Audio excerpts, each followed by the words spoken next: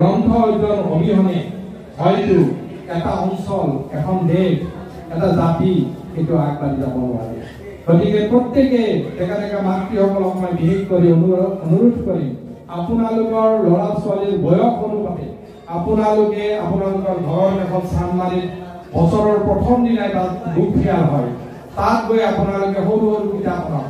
আজি যে ছাৰে ক'লে বা আমি ক'লো বা আপোনালোকে জানে শ্ৰীমন্ত শংকৰদেৱ, মাধৱদেৱ, দামোদৰদেৱ, আমি বাৰু নিজকে প্ৰশ্ন কৰোঁ, আমাৰ ল'ৰা ছোৱালীক আমি শংকৰদেৱৰ বিষয়ে এখন 50 টকাৰ কিতাপ ঘৰত কিনি আনি পঢ়িব দিছোনে?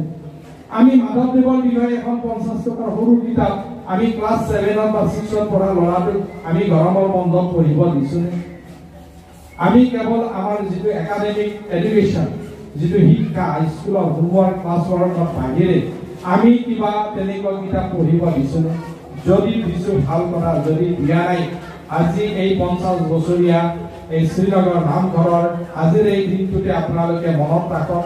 আপোনালোকে প্ৰত্যেকে ডেকা আই মাতৃসকলে চানমাৰিৰ যেতিয়া বুক ফেয়াৰ হ'ব, গুৱাহাটীত বিভিন্ন ঠাইত বুক ফেয়াৰ হয়, আপোনালোকৰ বয়স অনুপাতে ল'ৰা ছোৱালী কিতাপ আনি দিয়ক আৰু এই কিতাপ পঢ়িয়ে যদি জ্ঞান আহৰণ কৰিব পাৰে তেতিয়াহ'লে